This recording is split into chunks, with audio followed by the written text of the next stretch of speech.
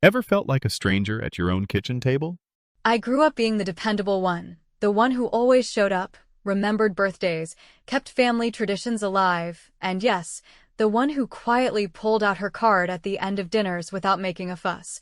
Because at first it seemed like a small act of love, a way to hold everyone together, and I honestly believed they saw it that way too, that maybe they were grateful even if they didn't always say it. Over the years it became so normal that I didn't even think about it anymore. Whenever the bill came, eyes would shift slightly toward me, and I would take care of it as if it were the most natural thing in the world, and in a way it was. Until that Christmas night when everything shifted for me forever. It was one of those loud family dinners where voices overlap, stories get retold for the 10th time, and wine glasses clink with exaggerated cheer. I was walking back from the restroom, not in a rush, and as I passed near the kitchen doors I caught my mom's voice, sharp enough to slice through the noise around me. She said, almost dismissively, "She'll pay, she always does." The words landed on me with a weight I hadn't expected, because in that second it became clear that what I thought was generosity had been rebranded in their minds as obligation, not kindness, but duty, not appreciated but expected. I froze for just a moment, listening as if maybe she would soften it with a laugh, a "she's so generous," or even a "let me help her this time." But there was nothing, just the casual certainty that I would foot the bill like always, no discussion required. I went back to the table, sat down, and forced myself to smile while everyone carried on with their food and chatter, but inside I felt something I hadn't felt in years, anger mixed with humiliation. I thought back to countless other times, to Thanksgiving where I covered not just the meal but the extra wine and desserts, to birthdays where I paid for the big family tab, to my parents' anniversary where I let them soak in compliments while I quietly signed for hundreds of dollars without even being asked. I had told myself these were gifts, my choice, my way of showing love, but now, hearing my own mother so casually assume it was my responsibility, I realized it wasn't a gift anymore, it was a role they had locked me into, and one they never intended to free me from. When the waiter finally placed the bill on the table, it was like a spotlight had been switched on. Everyone leaned back slightly, conversations dipped, and all eyes shifted toward me in that subtle, but unmistakable way. I reached out, placed my hand on the little black folder, and for a second they probably thought everything would proceed as usual. But I looked up, took a breath, and said clearly, "Not tonight." It wasn't loud, it wasn't dramatic, but the effect was like a record scratching in the middle of the music. The silence that followed was heavy, almost comical, with forks suspended midair and eyes darting around the table. My brother let out a nervous laugh, like he thought maybe I was joking, and my dad shifted uncomfortably in his chair as if this tiny break in tradition had somehow disrupted the order of the evening. My mom's smile faltered, the same mom whose voice I had just heard only minutes earlier assuming my compliance, and she leaned forward with that warning look that said I was about to embarrass her if I didn't fall back into line. But I didn't. I sat calmly, sliding the folder down the table toward the center where it should have been from the start, waiting for someone else, anyone else, to step up. "Not tonight," I repeated, softer this time but firmer, with a finality that even surprised me. For the first time in years, I wasn't their safety net, and I wasn't going to cover for their comfort. I felt the power shift in that moment, not completely, but just enough to see the panic on their faces.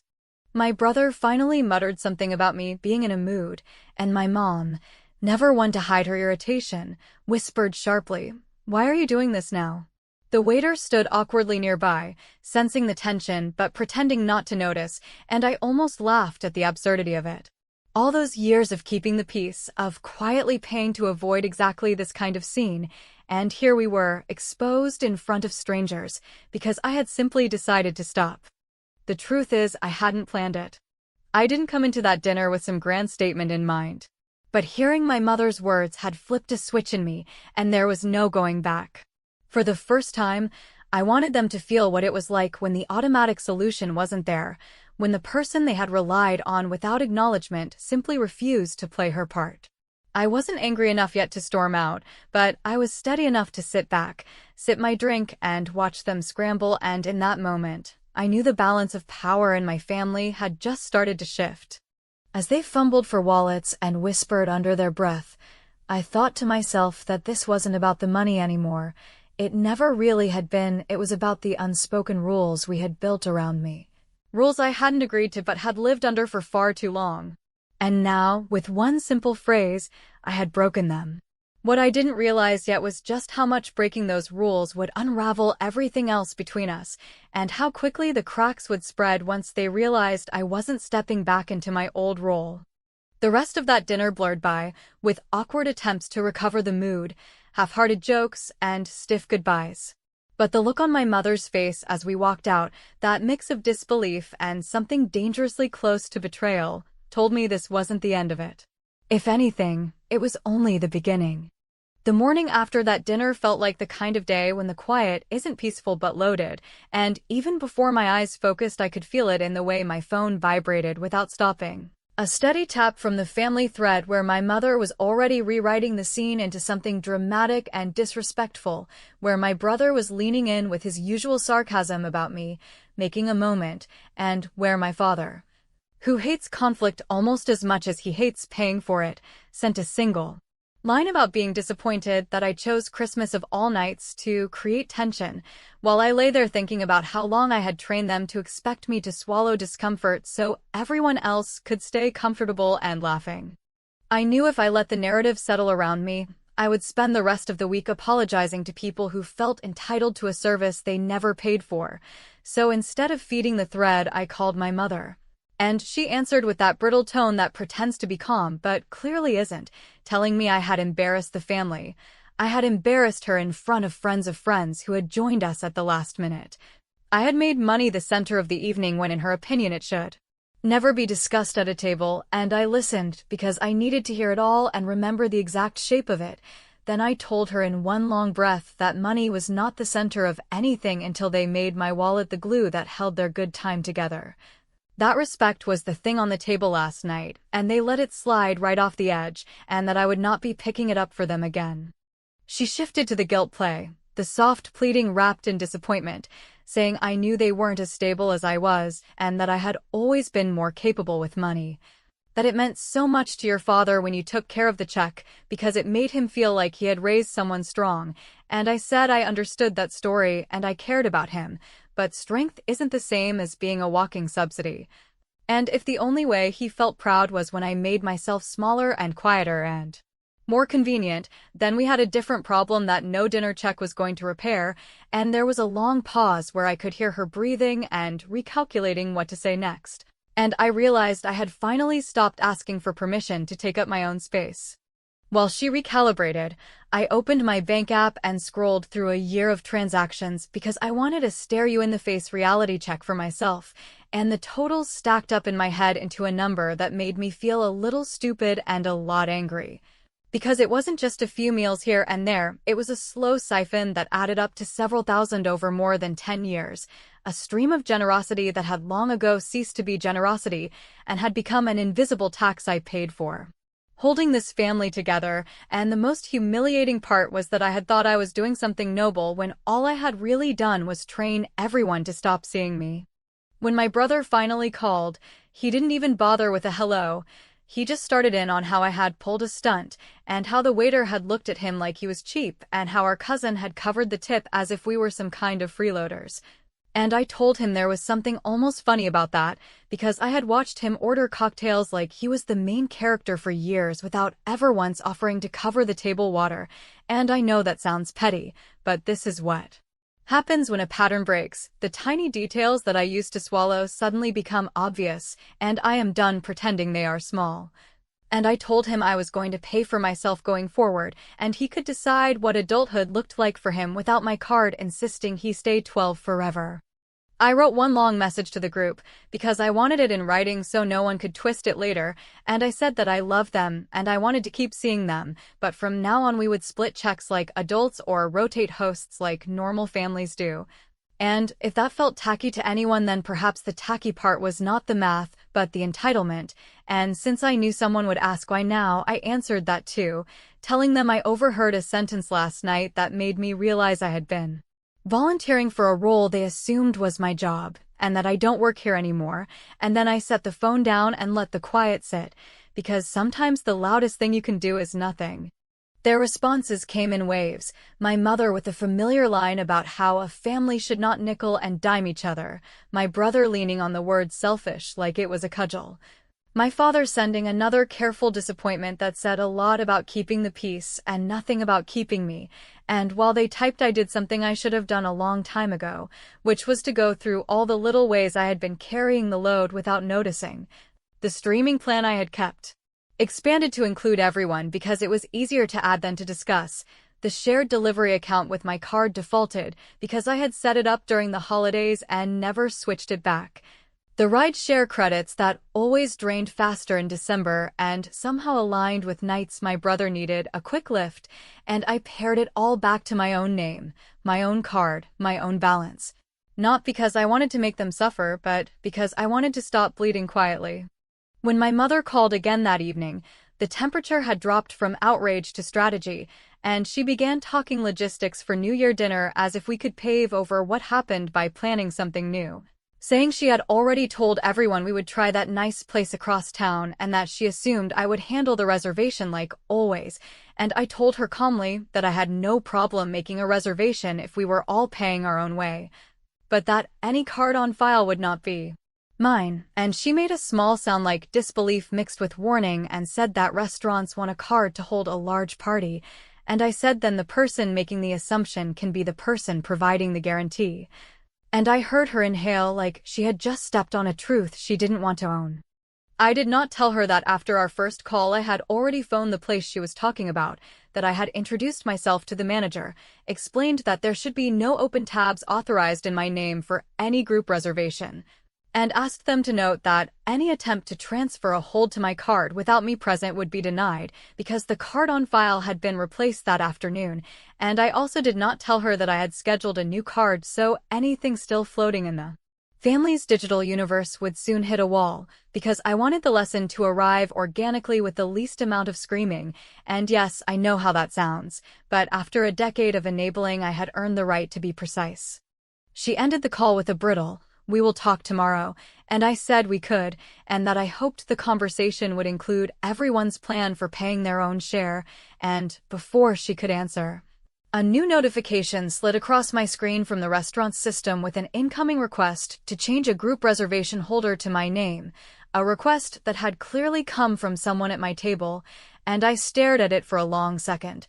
smiled in spite of myself, and clicked decline because in that small move I felt the first clean snap of a boundary going from theory to practice, and as the confirmation flashed I realized that what would happen at New Year's would not be an argument, but a demonstration. And that by the time the check landed everyone would understand that she always does had quietly become she does not anymore, which is exactly when my phone lit up with my brother's name and the kind of timing that tells you a storm is already on its way.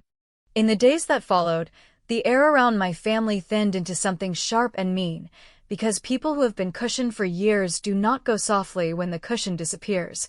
And what surprised me most was not their shock, but how quickly they began behaving like I had taken something from them that was rightfully theirs.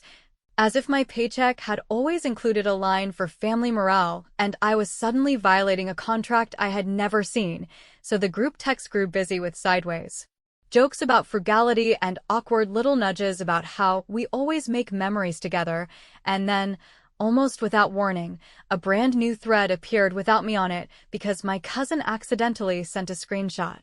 which meant the conversation had shifted from playful guilt to arrangement without my input, and I sat there reading the proof that, in their minds, my refusal to perform made me the problem rather than the pattern. I did not chase them. I let the silence sit like a new piece of furniture they would have to learn to walk around, and while the thread buzzed in another room that I was no longer invited into, I began cleaning my side of the street in a way that felt less like revenge and more like an audit of the small leaks that had been draining my patience and my balance for years.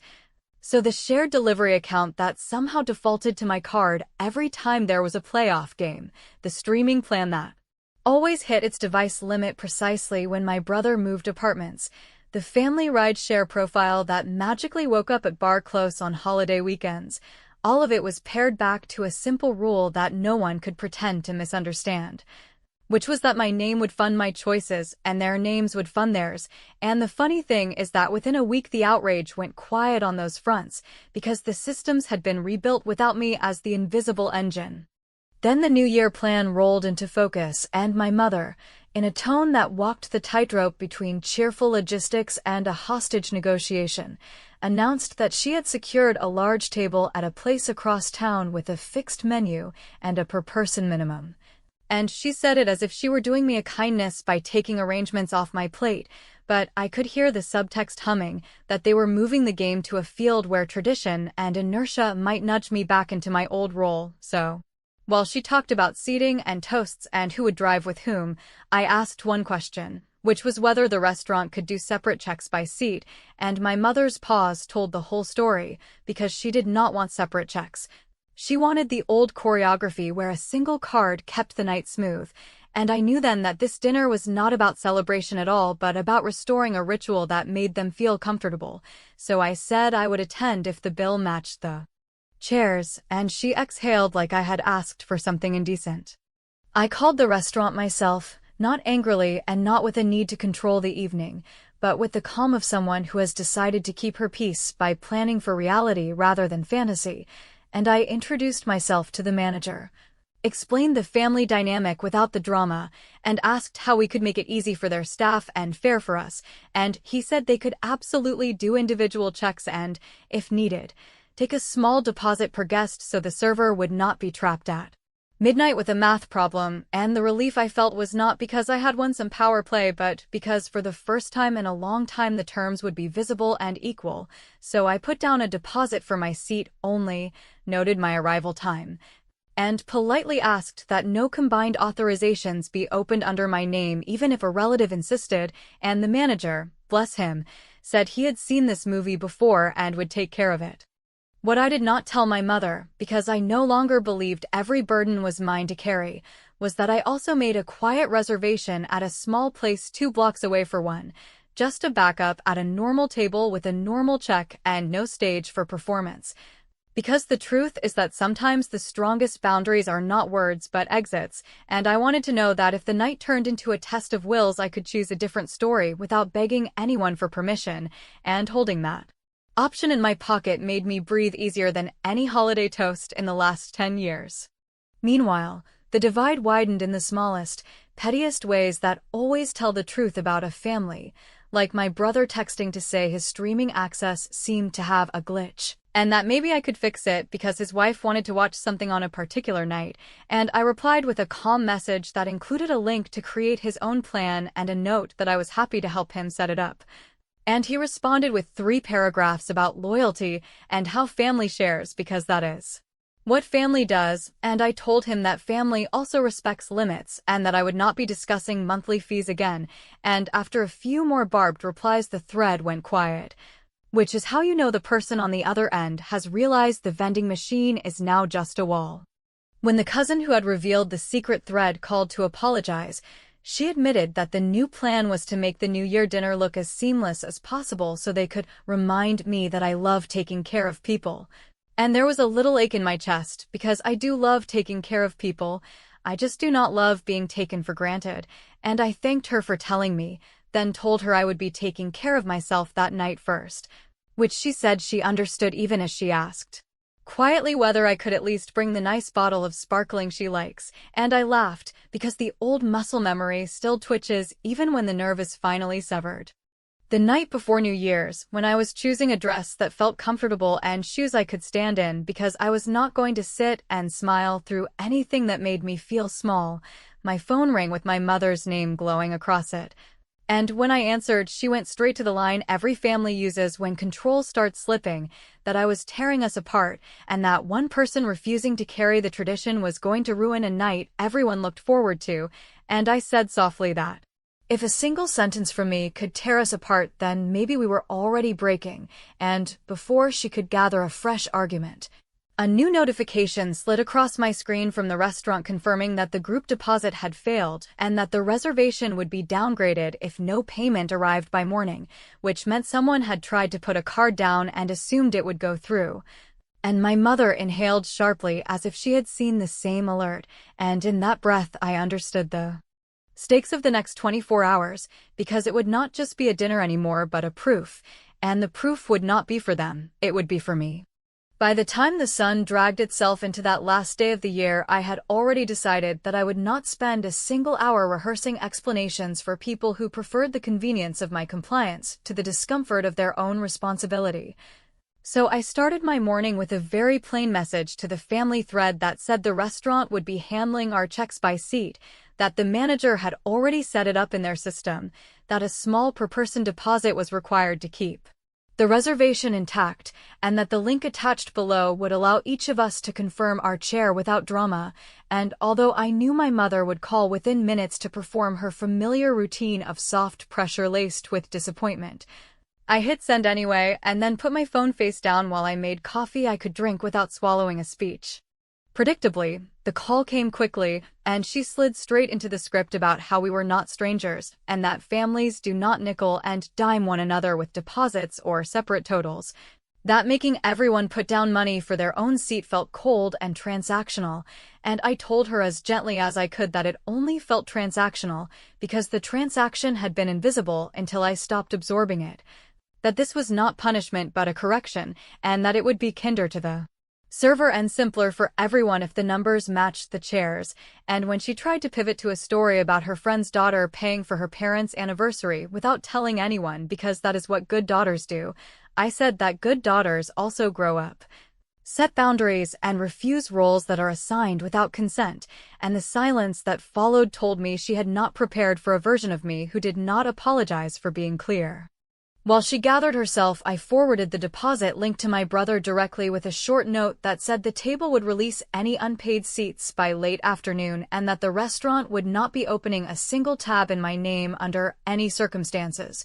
And he answered with a long paragraph about optics and reputation, and how it would look if a large family broke a bill into a pile of tiny checks on a holiday, and I told him the optics I cared about were the ones where adults pay for their own food without relying on the person who has always been too polite to call it out, and if that embarrassed him, perhaps the embarrassment belonged to the entitlement and not to the arithmetic. And he responded with a familiar burst of sarcasm about my career and my comfort, and how easy it was for me to lecture from the top of a hill I had built. And I let him run it out because I have learned that arguments built on entitlement sputter when they reach oxygen. I spent the next hour doing something quiet and practical that felt more like self-respect than strategy, which was to pack a slim envelope with the cash equivalent of my meal and a tip so generous that the server would feel the difference between dealing with a table that turned their tension into work for him and dealing with one person who had thought ahead. And beside that envelope I slipped a printed copy of the manager's note confirming separate checks and a small card with my name and a simple sentence asking that no one be permitted to combine charges with mine for any reason, not because I enjoy rules, but because clarity is kinder than a scene. And then I confirmed the backup reservation for one at the small place down the block and told myself that if the night became a test, I would not be waiting to be graded. By midday, the link confirmed what I already suspected, which was that half the party had secured their seats. A few had used cards with too little headroom and received the automated failure notice, and a few had ignored the link entirely, perhaps believing that if they did not move the system would move around them. And right on cue my mother texted a cheerful announcement that she had spoken to the hostess and everything was sorted, a word that in our family always means someone else picked up the broom, and minutes later the manager called me, not to involve me in the mess, but to reassure me that nothing had been sorted in my name and that he would hold my seat regardless of what happened to the group. And I thanked him with a sincerity I usually reserve for good news after bad scans, because it felt like a stranger had decided that my boundary was worth defending. I dressed without theater and booked my own ride, because I have lived enough years to know that the person who owns the transportation owns the exit. And when I arrived a little early, I checked in with the manager, who nodded toward a side station where the server had already set 5 small presenters with names written discreetly inside, including mine with a handwritten note that said prepaid in full. And then I took a slow breath that felt like air I had not breathed at a family table since I was young enough to believe that love and convenience were the same thing, and I walked to the private room with my head clear and my hands empty, which is not how I used to enter these nights. My family came in waves, my father leading with an amiable smile that looked like a peace offering he hoped I would accept, my mother bright and brittle in that way that suggests a plan has been laid that requires an audience, and my brother a few steps behind, already in performance mode with little jabs about how we had all become accountants, and I greeted each of them warmly because this was not about punishment, it was about equality. And I took my seat as menus opened and drink orders were taken and the first toast rose without anyone mentioning the deposit links, and for almost an hour we existed in a strange truce built not on resolution, but on procedure, because the system was doing the work my spine used to do. Near the end, when plates were being cleared and the room was settling into that lull where people lean back before the bill arrives, my brother flagged the server with the casual authority of someone who expects the world to round his edges and asked for the check for the table, and the server, perfectly trained and politely firm, set down a neat stack of presenters instead, each labeled with a name, placing mine in front of me with a quiet acknowledgement that it had already been handled, and in the short stunned pause that followed, my mother reached for the presenter nearest to me like muscle memory had moved her hand, only to stop when she saw her own name printed inside. And the look she gave me was not anger so much as dawning understanding that the choreography had been rewritten without her approval, which is exactly when I glanced at the clock and thought about the last move I had set in motion earlier that afternoon. The one they had not yet noticed, the one that would make this night end with a lesson no one at the table would be able to argue away. When the room settled into that breath before the check, the kind of suspended moment where everyone pretends to be relaxed while quietly calculating what the night is about to cost them, I felt the calm that comes when you know you've already done the heavy lifting hours earlier, because this ending was not going to be about a speech or a scene or a fight with a server who did not sign up to referee our family's habits. It was going to be about the simplest thing I have relearned this year,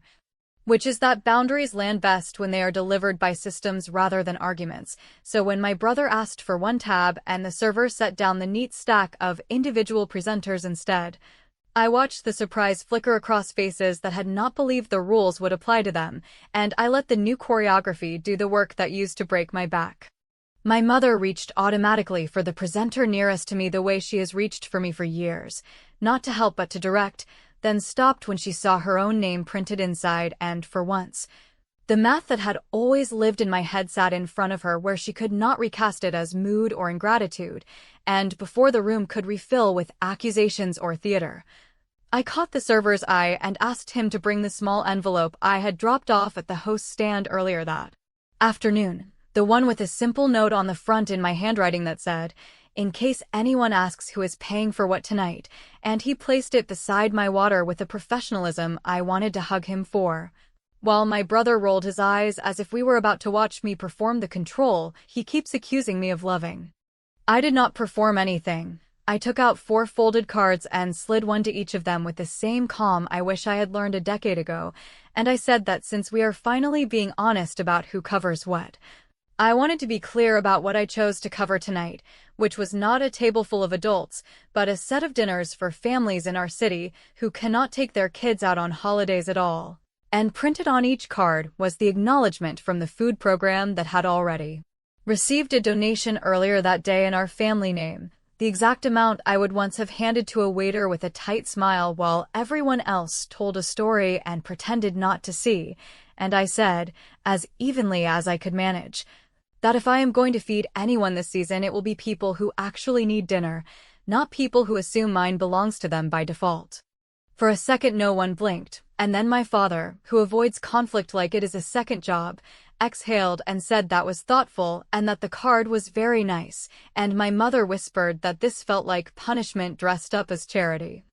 And I told her it was not punishment at all, it was clarity with a receipt, the same clarity I have been subsidizing for years but never documenting, and that tonight everyone at this table would pay for what they ordered and walk out with a contribution bearing their name, which means when they tell the story later they can include something generous that actually happened rather than an old myth about a daughter who loved picking up tabs. And my brother muttered something about optics again and asked the server if he could just close out his wife and him on my ticket to make it simple, which is when the server, calm as a judge and twice as brave, gestured to the note clipped inside each presenter explaining that no checks could be combined with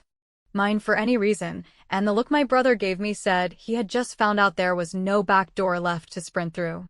No one yelled, because yelling would have forced them to admit what the yelling was for, and instead there was a quiet shuffling of wallets and a few clipped jokes about modern life and an overtrained staff.